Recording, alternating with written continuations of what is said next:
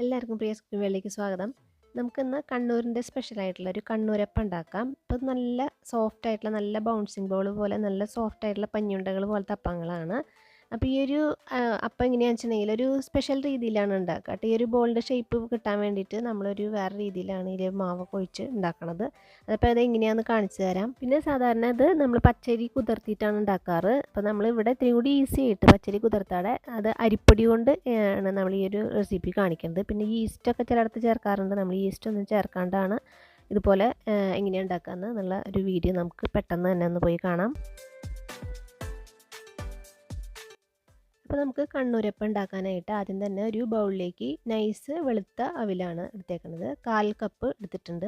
അത് നമുക്ക് ഇതിലത്തെ അളവുകളൊക്കെ കറക്റ്റായിട്ട് എടുക്കാം കേട്ടോ. 1/4 കപ്പ് നിറച്ചായിട്ട് തന്നെ അതിൽ കുത്തിയിട്ട് എടുക്കുക. അതൊന്ന് കഴുകിയെടുക്കുക. ഒരു വട്ടം നന്നായിട്ടൊന്ന് കഴുകിയിട്ട് എടുത്താൽ മതി. ഇത് മിക്സിയുടെ വലിയ ജാറിലേക്ക് അരയ്ക്കുന്ന ജാറിലേക്ക് മുഴുവനായിട്ട് ഇട്ട് കൊടുക്കാം. ഇനി നമുക്കിതിലേക്ക് ആവശ്യം അരിപ്പൊടിയാണ്. നൈസ് വറുത്ത അപ്പത്തിനൊക്കെ നമ്മൾ ഉപയോഗിക്കുന്ന അരിപ്പൊടി. അത് 1 കപ്പാണ് എടുത്തേക്കുന്നത്. 1 കപ്പ് ഇതുപോലെ തന്നെ വടിച്ച് എടുക്കുക. ഇത് ഇട്ട് കൊടുക്കാം, മിക്സി ജാറിലേക്ക് ഇട്ട് കൊടുക്കാം.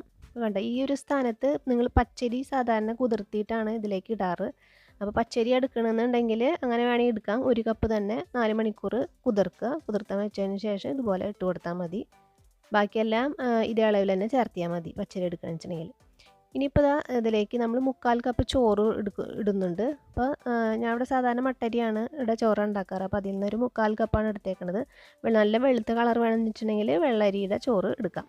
ഇതിലേക്ക് 1/4 കപ്പ് മൈദ പൊടിയാണ് ഇട്ട് കൊടുത്തിട്ടുള്ളത്. നല്ലൊരു സോഫ്റ്റ്നെസ്സിനായിട്ട് ഇട്ട് കൊടുത്തിട്ടുണ്ട്. പിന്നെ ഇതിലേക്ക് 1/2 കപ്പ് അല്ലെങ്കിൽ 1/4 കപ്പ് പഞ്ചസാര. അപ്പോൾ ഒരു പാകത്തിനുള്ള മധുരം മതി വെച്ചിട്ടുണ്ടെങ്കിൽ 1/2 കപ്പ് ഇട്ടാൽ മതിയാവും. അല്ല നല്ല മധുരമുള്ള അപ്പം വേണമെന്ന് വെച്ചിട്ടുണ്ടെങ്കിൽ 1/4 കപ്പ് വരെ പഞ്ചസാര ഇട്ട് കൊടുക്കാം. ഇനി ഇതിലേക്ക് വെള്ളം ഒഴിച്ച് കൊടുക്കാം. ഞാൻ ഇവിടെ 1 കപ്പ് എടുത്തിട്ട് കുറേശ്ശെ നമുക്ക് ഒഴിച്ചിട്ട് അരച്ചെടുക്കാം. ഞാൻ ആദ്യം തന്നെ ഒരു 1/4 കപ്പ് ഒഴിച്ചിട്ടുണ്ട്. പിന്നെ ഒരു നുള്ള് ഉപ്പിട്ട് കൊടുക്കാം. ഇനി ഇതൊന്ന് അരച്ചെടുക്കാം. നല്ല ഫൈനായിട്ട് തന്നെ അരച്ചെടുക്കാം. വെള്ളം കുറേശ്ശെ ഒഴിച്ചിട്ട് അരച്ചെടുക്കാം. അപ്പോൾ ഞാൻ ഇവിടെ ആകെ ഉപയോഗിച്ച വെള്ളത്തിൻ്റെ കണക്ക് പറഞ്ഞു തരാം കേട്ടോ. അപ്പോൾ മാവിൻ്റെ കൺസിസ്റ്റൻസി ഇതുപോലെ ഇരിക്കണം. വല്ലാണ്ട് ലൂസും അല്ല വല്ലാണ്ട് കട്ടിയല്ലാത്തൊരു പരുവത്തിന് ഒരു ദോശമാവിനായിട്ട് കുറച്ച് കട്ടിയിലാണ് ഇരിക്കണത്. കാരണം ഇതിലത്തെ പഞ്ചസാരയൊക്കെ ഇനി കുറച്ച് കഴിഞ്ഞാൽ അലിയും. ഇപ്പോൾ നമുക്കതൊരു 6 മണിക്കൂർ ഇങ്ങനെ വെക്കണം. ഇങ്ങനെ തന്നെ വെക്കണം. 6 അല്ലെങ്കിൽ മിനിമം ഒരു 4 മണിക്കൂർ വരെയൊക്കെ വെച്ചാൽ മതിയാവും. കൂടുതൽ നേരം വെച്ചാൽ അത്രയും നല്ലത്. അപ്പോൾ മിനിമം ഒരു 4 മണിക്കൂറെങ്കിലും ഇതുപോലെ മൂടിയിട്ട് ഇതിനെ റെസ്റ്റ് ചെയ്യാനായിട്ട് അനുവദിക്കുക. അപ്പോൾ ഇതിലിപ്പോൾ ഈസ്റ്റ് ഇട്ടിട്ട് ഉണ്ടാക്കണമെന്നുണ്ടെങ്കിൽ അപ്പോൾ നമുക്ക് ഇൻസ്റ്റൻ്റായിട്ട് തന്നെ ഉണ്ടാക്കാം. 1 മണിക്കൂറൊക്കെ വെച്ചാൽ മതിയാവും. അങ്ങനെ വെച്ചാൽ 1/2 ടീസ്പൂൺ ഈസ്റ്റ് അരയ്ക്കുന്നതിൻ്റെ ഒപ്പം ചേർത്തിട്ട് 1/2 മണിക്കൂർ വെച്ച് കഴിഞ്ഞിട്ടുണ്ടെങ്കിൽ അപ്പോൾ തന്നെ നമുക്ക് ഉണ്ടാക്കിയെടുക്കാം. അപ്പോൾ ഞാൻ ഇവിടെ ഈസ്റ്റ് ഒന്നും ചേർക്കുന്നില്ല. അപ്പോൾ കപ്പ് വെള്ളം കാണിച്ചു കേട്ടോ. വെള്ളം ഞാൻ ഈ ഒരു കപ്പിൽ 1 കപ്പ് ഫുള്ളായിട്ട് എടുത്തിട്ടുണ്ടായിരുന്നു. പിന്നെ പ്ലസ് ഒരു 2 ടേബിൾ സ്പൂൺ കൂടെ വെള്ളം ഒഴിച്ചിട്ടുണ്ടായിരുന്നു. അത്രയും വെള്ളമാണ് ഇതിലേക്ക് ചേർത്തിട്ട് അരച്ചത്. ഇപ്പോൾ നമ്മുടെ മാവ് ഇവിടെ റെഡി ആയി വന്നിട്ടുണ്ട്. ഞാനിവിടെ 5 മണിക്കൂറാണ് റെസ്റ്റ് ചെയ്യാനായിട്ട് വെച്ചത്. 5 മണിക്കൂറിന് ശേഷം കുറച്ചും കൂടി ലൂസായി വന്നിട്ടുണ്ട്.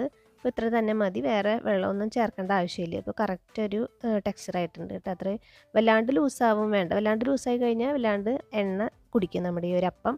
അപ്പോൾ ആ ഒരു പരുവത്തിനെ കലക്കിയെടുത്തിട്ടുണ്ട്. ഇനി ഒരു നുള്ള് നമുക്ക് ബേക്കിംഗ് സോഡ, ഇതിൽ സോഡാപ്പൊടിയാണ് ചേർക്കേണ്ടത്. ഉണ്ടാക്കുന്നതിൻ്റെ തൊട്ട് മുന്നേ ഇതൊന്ന് ചേർത്തിട്ട് ഒന്ന് നന്നായിട്ട് മിക്സാക്കി കൊടുക്കുക. നന്നായി മിക്സാക്കണം. അതിന് ശേഷം ഒരു 1/2 ടീസ്പൂൺ ജീരകം പൊടി ചേർക്കുന്നുണ്ട്. പിന്നെ ഒരു 1/2 ടീസ്പൂൺ ഏലക്കാപ്പൊടിയും കൂടെ ചേർക്കുന്നുണ്ട് കേട്ടോ. ഫ്ലേവർ ആവശ്യമുള്ളവർക്ക് ചേർത്താൽ മതി. അല്ലെങ്കിലും ഇതൊന്നും ചേർത്തില്ലെങ്കിലും കുഴപ്പമൊന്നുമില്ല, ടേസ്റ്റ് തന്നെയാണ്. അപ്പോൾ തന്നെ നമുക്ക് കോരി ഒഴിക്കുമ്പോൾ ഇനി അതിൻ്റെ ആ ഒരു ഷേപ്പ് നമുക്ക് ഇതിൽ നിൽക്കാൻ വേണ്ടിയിട്ട് എന്താ ചെയ്യണമെന്ന് കാണിച്ചു തരാം. അപ്പക്കുഴിയിൽ അപ്പച്ചട്ടി എടുത്തിട്ട് അതിലേക്ക് 1/2 ഭാഗം മാത്രം വെളിച്ചെണ്ണ ഒഴിച്ച് കൊടുക്കുക കേട്ടോ. കൂടുതലാവരുത്, കുറച്ച് കുറഞ്ഞാലും കുഴപ്പമില്ല, അരയിലേക്ക് കാട്ടും. എന്നിട്ട് അതിലേക്ക് നിറച്ച് മാവ് ഒഴിച്ച് കൊടുക്കുക. മാവ് കോരി ഒഴിക്കുമ്പോൾ ഫുള്ളായിട്ട് ഒഴിച്ച് കൊടുക്കുക. പുറത്തേക്ക് പോകാത്ത രീതിയിൽ അതിൻ്റെ ഉള്ളിൽ തങ്ങി നിൽക്കുന്ന രീതിയിൽ ഫുള്ളായിട്ട് ഒഴിച്ച് കൊടുക്കാം. ഇനി ഫുള്ളായി ഒഴിച്ച് കൊടുത്തതിന് ശേഷം നമ്മളിതിൽ ചെയ്യേണ്ടതെന്ന് വെച്ചിട്ടുണ്ടെങ്കിൽ അതിൻ്റെ നടുക്കിൽ നിന്ന് പൊട്ടി ഒലിച്ച് പുറത്തേക്ക് വരണം. അങ്ങനെയാണ് വരണം എന്നാണ് പറയുക. അപ്പോൾ അങ്ങനെ വരുന്ന സമയത്ത് വേഗം അടിയിലേക്കായിട്ട് നമുക്കത് മറിച്ചിടുകയാണ് വേണ്ടത്. അപ്പോൾ അടിയിലേക്ക് ആ മാവ് പൊട്ടി വരുന്ന മാവ് ഒലിച്ച് അടിയിലും കൂടെ ഒരു ബോൾ ഷേപ്പ് അങ്ങനെ വരാൻ വേണ്ടിയിട്ടാണ് അങ്ങനെ ചെയ്യണത് നമ്മൾ. അപ്പോൾ അത് പെട്ടെന്ന് തന്നെ ചെയ്യുക. ഇനി മീഡിയം ടു ഹൈ ഫ്ലെയിമിൽ വെച്ചിട്ടാണ് ഇത് നമ്മൾ ഉണ്ടാക്കിയെടുക്കുക. ഇത് ആ മാവൊക്കെ അടിയിലേക്ക് ഒലിക്കണ കാരണം പെട്ടെന്ന് തന്നെ വേവ് കേട്ടോ. ഉള്ളൊക്കെ നല്ലതായിട്ട് വെന്ത് വരും. അപ്പോൾ ഇതിൻ്റെ മുകൾ ഭാഗം ഇതുപോലെ നല്ല വെളുത്തിരിക്കണം. അടിഭാഗം മാത്രമാണ് ഒരു ബ്രൗൺ ഷെയ്ഡ് വരേണ്ടത്. അപ്പോൾ അതാണ് ഇതിൻ്റെ ഒരു ഷേപ്പും കളറും ഒക്കെ അങ്ങനെയാണ് വരേണ്ടത്. ഇതുപോലെ ബോളായിട്ട് ഇരിക്കും വേണം. അപ്പോൾ അതുപോലെ നമ്മൾ ഉണ്ടാക്കിയെടുക്കുകയാണ് വേണ്ടത്. അപ്പോൾ ഞാൻ കണ്ട നമ്മുടെ എല്ലാം ആയിട്ടുണ്ട്. ഇപ്പോൾ വെളിച്ചെണ്ണ നമുക്ക് കാണാം, കണ്ട അടിഭാഗത്ത് മാത്രം വരുന്ന രീതിയിൽ ആ പകുതിയിൽ നിന്ന് അടിയിലേക്ക് മാത്രമേ വെളിച്ചെണ്ണ വരണ്ട. അപ്പോഴാണ് ആ പകുതിയിൽ നിന്ന് അടിയിലേക്ക് ഒരു ഗോൾഡൻ ഷെയ്ഡ് വരിക. മുകളിലേക്ക് നിന്ന് കഴിഞ്ഞാൽ ആ ഭാഗം കൂടി ആ ഗോൾഡൻ ഷെയ്ഡ് വരും. അപ്പോൾ ഇങ്ങനെ വേണം, ഈ രീതിയിൽ വേണം ഉണ്ടാക്കിയെടുക്കണമെങ്കിൽ. അപ്പോൾ മാവ് ഇത്തിരി വല്ലാണ്ട് കട്ടിയാവാണ്ട് ശ്രദ്ധിക്കണം കേട്ടോ. അപ്പോൾ ഇത്തിരി ലൂസായാലാണ് അടിയിലേക്കും ആ പൊട്ടി ഒലിക്കുമ്പോൾ അത് അടിയിലേക്ക് ഇങ്ങനെ ഒലിച്ച് ഇറങ്ങി വരികയുള്ളൂ. അടിയിലേക്കും അങ്ങനെ ഷേപ്പായി കിട്ടാനായിട്ടാണ് അങ്ങനെ പറയണത്. പിന്നെ ഹൈ ഫ്ലെയിമിൽ ഇട്ടിട്ട് ഉണ്ടാക്കുക, ലോ ഫ്ലെയിമിൽ ഇട്ടിട്ട് ഉണ്ടാക്കണ്ട. അപ്പോൾ ഹൈ ഫ്ലെയിമിൽ ഇട്ടിട്ട് മീഡിയം ടു ഹൈയിലാക്കിയിട്ട് വെച്ചിട്ട് ഇതുപോലെ ഒരു നല്ല ഗോൾഡൻ ബ്രൗൺ ആയി കഴിഞ്ഞാൽ തന്നെയും കോരിയിട്ട് എടുക്കാം നമുക്കിത്. അപ്പോൾ ഞാനത് സ്പൂൺ കൊണ്ടാണ് കോരി എടുക്കുന്നത്. അല്ലാന്ന് വെച്ചിട്ടുണ്ടെങ്കിൽ നമുക്ക് പപ്പടം കുത്തി ഉണ്ടെങ്കിൽ അതുകൊണ്ട് കുത്തിയെടുക്കാം. അപ്പോൾ ഞാൻ അതുപോലെ കുത്തിയെടുത്ത് കഴിഞ്ഞിട്ടുണ്ടെങ്കിൽ ഇവിടെ നമുക്ക് കാണിക്കുമ്പോൾ കാണാനൊരു ഭംഗി ഉണ്ടാവില്ല, ഒരു ഓട്ട വരുമല്ലോ. അതുകൊണ്ട് ഞാനിപ്പോൾ പപ്പട കോല എടുത്തിട്ടില്ല, സ്പൂൺ കൊണ്ട് തന്നെയാണ് കോരി എടുത്തത്. അപ്പോൾ ഇത്രയുള്ള നമ്മുടെ കണ്ണൂരപ്പം റെഡി ആയിട്ടുണ്ട്. അപ്പോൾ എല്ലാവരും ട്രൈ ചെയ്ത് നോക്കുക. നല്ല സോഫ്റ്റ് ആയിട്ടുള്ള, നല്ല ടേസ്റ്റ് ആയിട്ടുള്ള, നമുക്ക് പെട്ടെന്ന് തന്നെ ഉണ്ടാക്കാൻ പറ്റുന്ന അപ്പങ്ങളാണ്. അപ്പോൾ ഇനി നമുക്ക് അടുത്ത നല്ലൊരു വീഡിയോ ആയിട്ട് കാണാം.